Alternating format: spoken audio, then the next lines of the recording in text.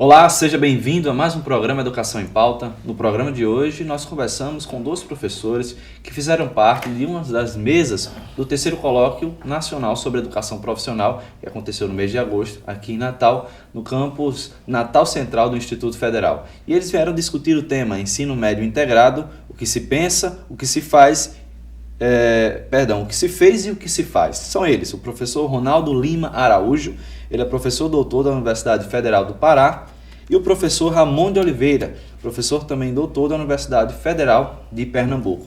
Olá, professores, sejam bem-vindos ao programa Educação em Pauta. Bom dia. Obrigado.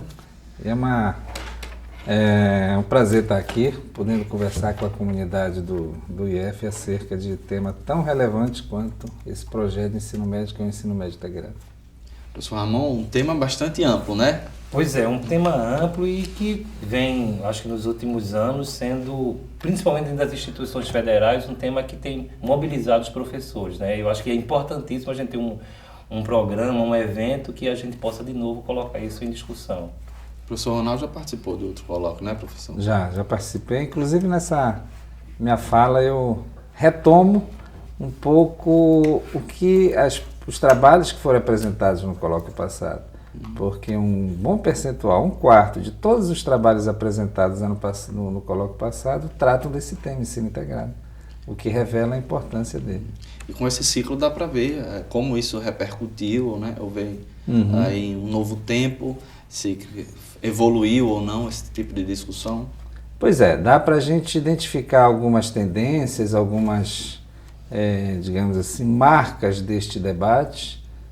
Eu acho que uma coisa que é destacável é que existe um conjunto de profissionais, particularmente dentro dos IFs, como diz o Ramon, que está experimentando fazer ensino integrado. Na verdade, é importante que a gente diga que ensino integrado é um projeto relativamente novo, que está colocado enquanto uma referência pedagógica e política para o ensino médio há menos de uma década, e que tem muita gente experimentando, né?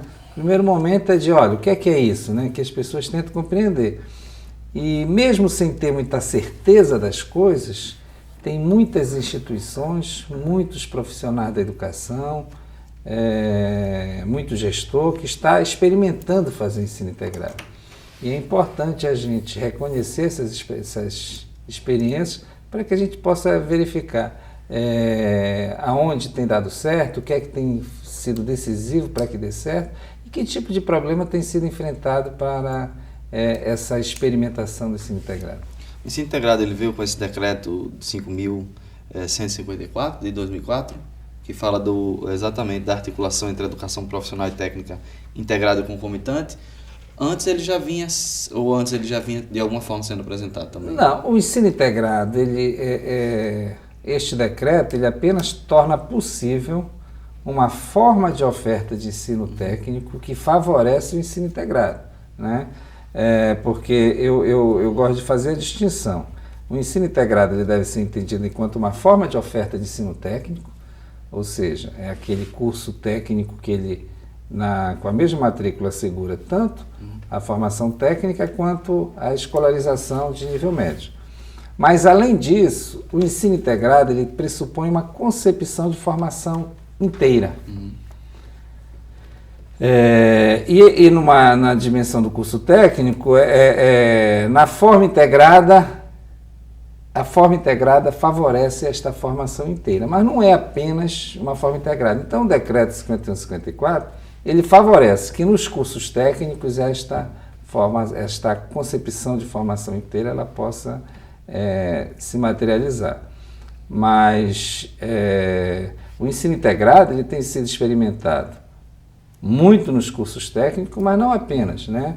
A ideia de ensino integrado orientou, por exemplo, um programa do governo federal, que é o PROEMI, que é o Programa de Ensino Médio Inovador, que é focado, dirigido às escolas não técnicas, ou seja, que visa enriquecer a formação assegurada por aquelas escolas, de modo a ampliar as experiências educacionais. Então, não pode ser entendido apenas como uma forma de oferta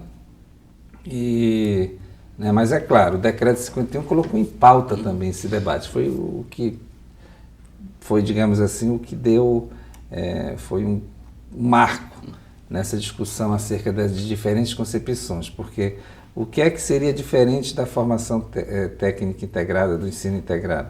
Seria aquela formação fragmentada, que aparta, que separa. Que era dividida mesmo, né? Você faz o ensino médio e depois faz a parte profissionalizante. Né? Isso era proibido, né? Era proibido fazer uma matrícula única. Né? Não só era dividida, era proibido ofertar. Professor Ramon, como é que o senhor vê, então, para a gente tentar contextualizar essa ideia do que existia na década de 60, na década de 70, com essa metade profissional, metade geral do ensino médio, para poder chegar a esse ensino médio agora que a gente discute hoje? Como é que a gente pode pensar essas mudanças que aconteceram, que a gente vem citando também, mas que vem de um contexto, né, histórico?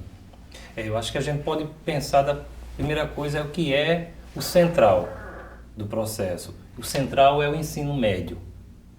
Acho que é a primeira coisa. Essa é a base, né? Essa é a base. A preocupação inicial é o ensino médio. E eu, inclusive, costumo dizer em alguns locais, quando a gente é convidado para falar, que eu digo, eu me sinto muito um militante do ensino médio. Por que é importante dizer isso? Porque o certo seria nós estarmos aqui falando de a educação profissional integrada ao ensino médio. E não o ensino médio integrado à educação profissional. O substantivo é o ensino médio, o central é o ensino médio. E por que isso? Porque o movimento histórico é de um questionamento, de uma desarticulação e de um empobrecimento da formação geral em detrimento da formação profissional. Essa é a história da educação profissional no Brasil. Aqueles que sempre tiveram a formação geral que permitia chegar até a universidade, essa formação acadêmica mais rica, sempre foram setores economicamente privilegiados. E a formação profissional sempre foi colocada para os setores populares da sociedade. Nesse sentido, havia sempre uma desarticulação ou um esvaziamento da formação geral.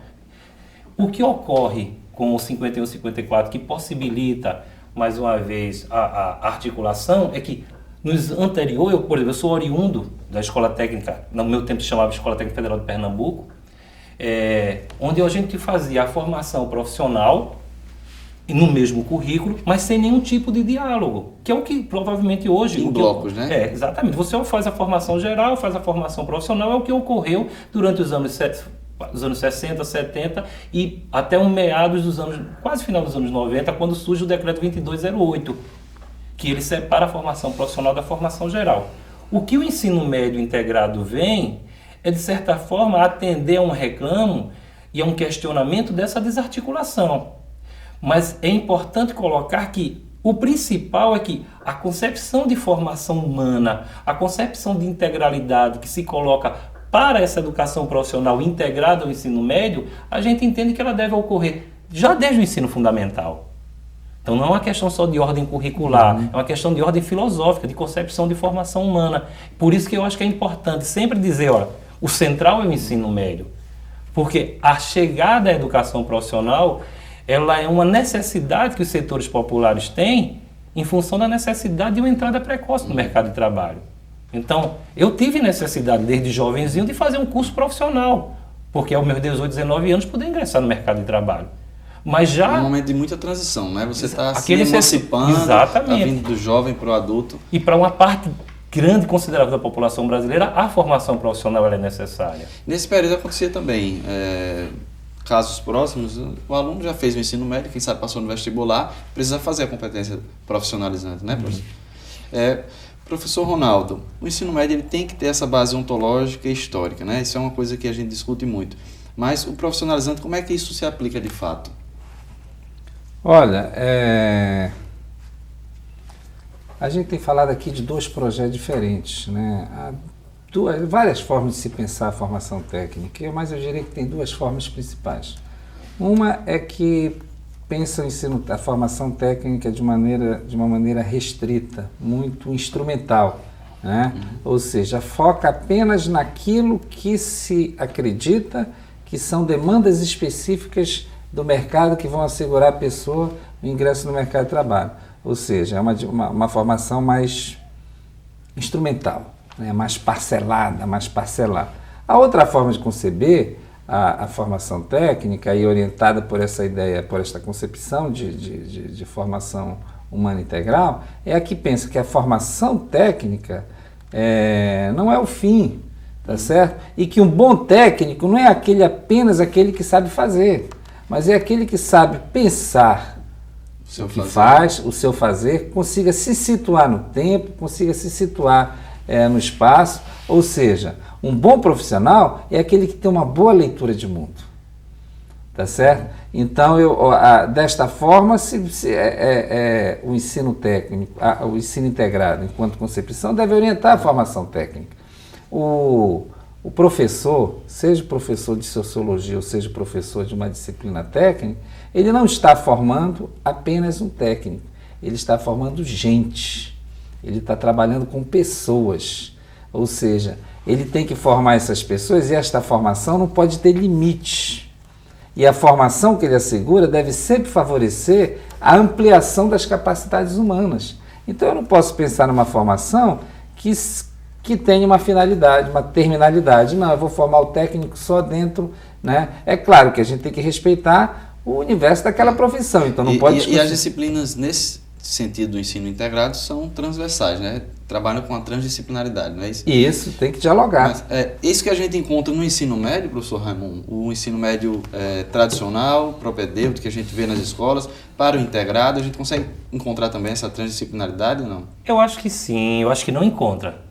Eu acho que, na verdade, tem alguns limites que a gente considera no ensino médio. Hoje eu conversava com o professor Ronaldo, no que se refere, eu acho que a primeira dimensão que está para além da questão de uma falta de diálogo no interior da escola, entre as disciplinas, entre os professores, eu acho que falta um diálogo entre a escola e aquele público que é atendido pela escola, que é a juventude.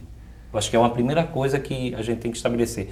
Então, não adianta para mim só se falar de uma ideia de integração entre a formação profissional e a formação geral, se não se estabelece um diálogo em relação àquele público que é atendido, que é a juventude. Ora, nesse primeiro momento, necessita que a escola, então, ela estabeleça uma estrutura curricular, ela estabeleça um movimento interno, ela estabeleça uma dinâmica no qual os sujeitos que estão ali inseridos se sintam contemplados. Ora, não significa que a escola fica a reboque dos sujeitos que estão no seu interior. Significa que a escola ela dialoga com esses sujeitos. Então, acho que é uma primeira coisa que isso independe se estamos vivendo dentro de uma escola de ensino integrado ou não integrado, se é uma escola de ensino fundamental ou se é até no ensino superior, porque a juventude está no ensino superior cada vez mais.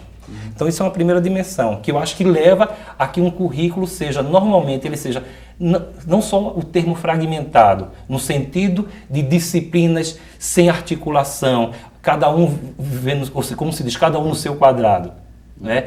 A primeira coisa para mim é esse diálogo. O segundo momento é que a história que a gente vivencia no nosso processo formativo, nos cursos de licenciatura, nos cursos de pedagogia, é que nós temos uma formação extremamente disciplinar e sem diálogo. Então, o que hoje os professores tentam até pensar em materializar uma formação integrada, eles encontram um limite, e o limite está na sua própria formação. Porque o ensino médio integrado, ele remete a uma perspectiva de formação humana.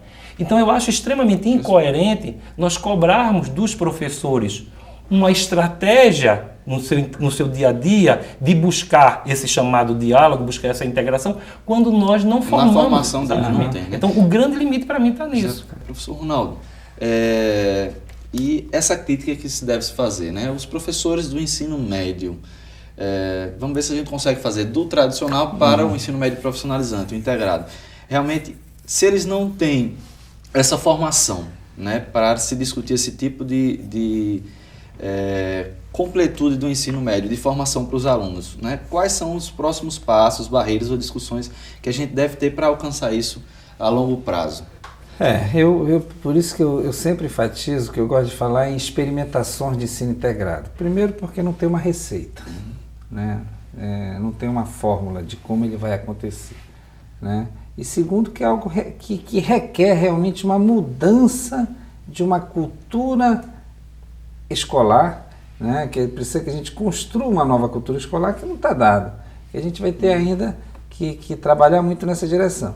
O Ramon destacava ainda agora um dos problemas que dificulta o ensino integrado. O ensino integrado pressupõe, eu costumo dizer, olha, o que é necessário para fazer o ensino integrado? Para começar, diálogo, conversa. E quando eu falo diálogo, eu não falo daquela coisa complexa de diálogos entre disciplinas, diálogo mesmo, conversa entre os professores têm que conversar, os profissionais da educação têm que conversar, e essa conversa tem que gerar novas conversas e articular as diferentes áreas do conhecimento para que o estudante consiga perceber a realidade a partir de diferentes olhares. Agora, o professor, como disse o Ramon, ele não foi formado de forma interdisciplinar. Aí chega o pedagogo que acaba virando chato. Eu sempre brinco com os pedagogos, eu sou pedagogo, chega o pedagogo chato e diz, olha, agora vocês vão ter que fazer ação interdisciplinar. Mas nunca aprenderam isso na faculdade.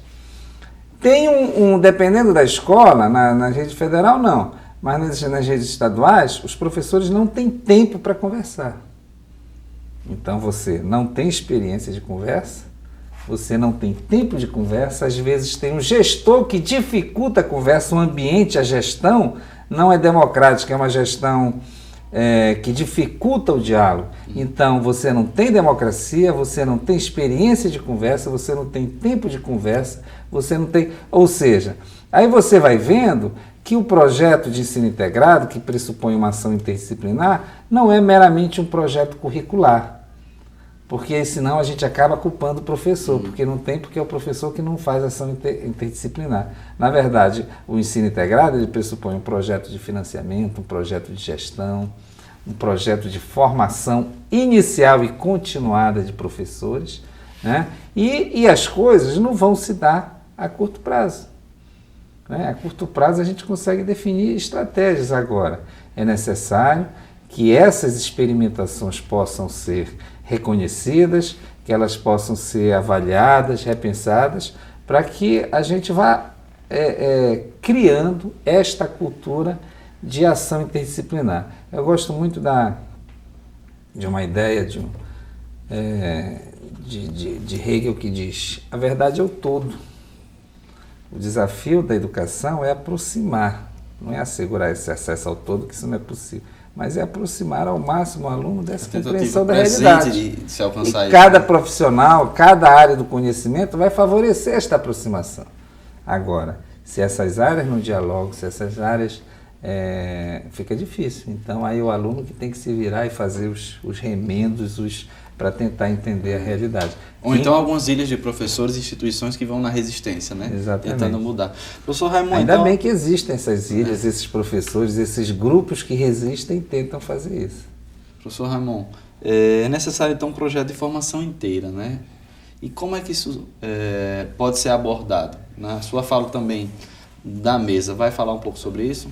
Eu acho que uma dificuldade que nós temos é que é a ideia de usar a palavra da transposição do pensamento para a prática. Ou seja, a gente conseguir materializar um projeto que é um projeto que ele é, antes de tudo, um projeto de enfrentamento. Eu acho que a gente tem... É importante quando a gente chega para os professores, quando a gente vai para um debate, chegar e dizer, olha, a defesa do ensino médio integrado é a defesa de uma concepção de formação humana, de uma concepção de sociedade que vai um pouco contra a corrente, vai contra um modelo que está estabelecido. Um modelo hegemônico. Que é um modelo hegemônico. Então, eu acho que essa é a primeira coisa que eu acho que é um pouco da verdade. E para mim, não há como você conseguir chamar os professores, aglutinar os professores em torno de um projeto de formação, se politicamente esses professores não incorporaram essa lógica. Eu acho que é uma primeira dimensão. Então, o ensino médio integrado não é uma questão de uma ação que um gestor pode implantar. O ensino médio integrado não se implanta. O ensino médio integrado ele se desenvolve, ele vai se concebendo, ele vai se desenvolvendo. Então, não é algo que pode ser colocado por um decreto.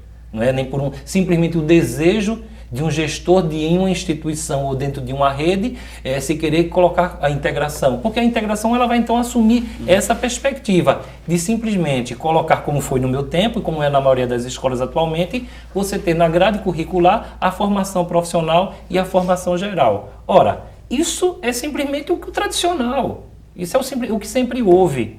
Então, a ideia da integração, ela pressupõe uma outra dimensão. E pressupõe uma outra dimensão no sentido de dizer o seguinte, olha, o que historicamente as camadas subalternas, a chamada classe trabalhadora, os setores populares, que tipo de formação eles não tiverem que há de ser garantido? É exatamente aquilo que o Gramsci dizia. Ora, eu tenho que buscar uma formação que os outros, as elites têm, na formação humana, essa formação intelectual. Porque é preciso que as pessoas possam dialogar, classes sociais distintas, mas dialoguem a partir de um pressuposto, de uma materialidade, pelo menos no campo da formação, do acesso ao conhecimento, que tenha uma certa igualdade. Então, isso que a gente vê. Nós temos escolas extremamente desiguais. Ontem, por exemplo, foi divulgado o resultado do Enem. E aí você tem o ranking e as notas das escolas. Então, aqui, entre as escolas que você vai... Entre as 1.000 escolas melhores colocadas, você tem 900 e poucas escolas que são escolas de ensino privado. E parece, entre 1.000, apenas 9 escolas das redes estaduais. Isso expressa uma desigualdade no campo da formação. Então, antes de tudo, pensar para mim a integralidade é pensar dizer o seguinte, o que uma grande maioria não está tendo, que poucos estão tendo. Só que isso não é uma coisa apenas, não é uma deficiência da escola. A escola responde uma desigualdade, uma distribuição desigual da riqueza que se expressa também na distribuição desigual do conhecimento. Professor Ronaldo, a gente vem falando sobre essas experiências, né? Por exemplo, o Instituto Federal, saiu uma pesquisa essa semana, das 20 melhores escolas do estado, né? 7 são do Instituto. E há décadas que, para o vestibular da Universidade Federal e algumas instituições também, o IFRN está sempre no topo, né? Como os alunos que passam com maior índice, antes mesmo do projeto das cotas, né? Eles concorriam. Então, que tipo de outras instituições que ofertam o ensino integrado também podem ser exemplificadas como projetos interessantes, já que a gente não tem uma fórmula pronta, mas a gente pode citar experiências positivas para esse tipo de ensino? Pois é, eu queria primeiro destacar o seguinte, por que as escolas da rede federal se destacam? Às vezes tem gente que diz assim, porque tem ensino técnico. Não concordo com isso. Acho que não é por conta disso. As redes federais se destacam, conseguem ofertar uma educação qualitativamente melhor, porque eles têm professores que têm carreira, com qualificação, porque é um ambiente rico. Você entra numa instituição como esta aqui que nós estamos, você vê a riqueza dos ambientes, é gente praticando esporte, nosso evento tem sido as sessões abertas por atividades culturais, imagino eu que são alunos da escola, ou seja, você vê projetos culturais, laboratórios, projetos esportivos, laboratório de linguagem, laboratório de informática, uma TV aqui dentro, ou seja, é uma riqueza de atividades que potencializa a formação estrita de sala de aula, tá certo? Então, isso é importante ser destacado, que não é, e se você pegar do ponto de vista do financiamento, um custo aluno, isso daí são dados de uns 7 anos atrás, um custo aluno de um aluno da rede estadual de ensino é de menos de R$2.000, em torno de R$2.000, e um custo aluno de uma rede federal de ensino é próximo de R$8.000. Então não tem mistério, não se faz gemada sem ovos, né? Então, há um investimento maior aqui na formação dos jovens que assegura uma qualificação diferenciada. Então, por isso que eu digo, é importante que a gente, para fazer uma educação pública de qualidade, é necessário você ter um projeto de formação a mais ampla possível para esses jovens, mas ter também assegurado condições de formação, de qualificação, de remuneração, financiamento, quer dizer, condições materiais que permita, que favoreça a materialização daquele projeto. Porque senão, o que é que a gente assiste muito nas redes estaduais?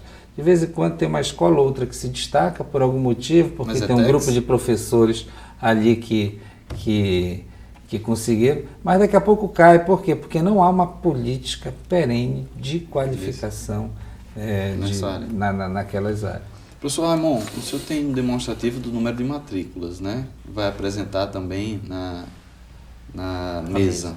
E esse número representa o que para esse tipo de modalidade de ensino, professor? Então, veja, o quantitativo de matrículas hoje do ensino médio integrado ele é bem diminuto, é um percentual ainda pouco expressivo. Né? Na rede federal esse percentual é muito mais expressivo. De fato, se a gente fosse pensar hoje em valores mais, não absolutos, mas em valores relativos em relação à oferta e o quantitativo de matrículas, há uma diferença absurda da rede federal e das redes estaduais. Então, a gente poderia dizer, de fato, que a rede estadual, a rede federal, ela, até talvez por manter um pouco mais de diálogo com os professores, os pesquisadores, as pessoas que defendem o ensino médio integrado. Então, como, por exemplo, aqui no Rio Grande do Norte, Rio de Janeiro, Paraná, algumas redes, elas conseguiram desenvolver mais dentro dos seus institutos. Então, eu acho que essa proximidade ajuda. No que se refere à rede estadual, algo que eu tenho chamado a atenção é o fato de que há uma confusão em relação à chamada formação integral. Na rede federal, de uma forma geral, há uma confusão em relação ao ensino médio integrado. Muitas instituições estão tentando fazer, acertando, outras errando, mas de uma forma geral estão tentando fazer. Só que eu acho que na rede estadual, acho que existe uma contradição, é que confundir-se escola de tempo integral, ou seja, uma jornada ampliada de escolarização, com o ensino médio integrado. Então, se na rede federal os números podem não corresponder às experiências exitosas, na rede estaduais os números não expressam de fato experiências de busca da integração. Então, eu diria assim o seguinte, os números mostram um crescimento, mas não dá para que a gente pensar de um projeto que está se concretizando a partir só dos números. Embora eles indiquem algumas coisas, mas... É mais uma questão quantitativa, né? Qualitativa. De fato, é preciso ir em loco. É preciso a gente chegar em cada... E é bom o quantitativo. Nós temos hoje já, desde 2007 para cá, 2008 para cá, mais de 100 dissertações e teses que se debruçam sobre o ensino médio integrado. E outras vão, de fato, estudar o que está ocorrendo. Quem está fazendo essa pesquisa, se não me engano, é o professor Celso Ferretti. Então, hoje é necessário você ver, ensino médio integrado naquela instituição, tem que ir lá ver o que de fato tem sido essa experiência. Ok, professores, o nosso tempo já esgotou, mas agradecemos pela apresentação aí e possamos até ter outros diálogos em outros momentos sobre esse tema e outros tantos temas. Muito obrigado pela entrevista de hoje. Nós que agradecemos. E você de casa, muito obrigado pela audiência. A gente se vê na próxima semana. Até lá. Tchau, tchau.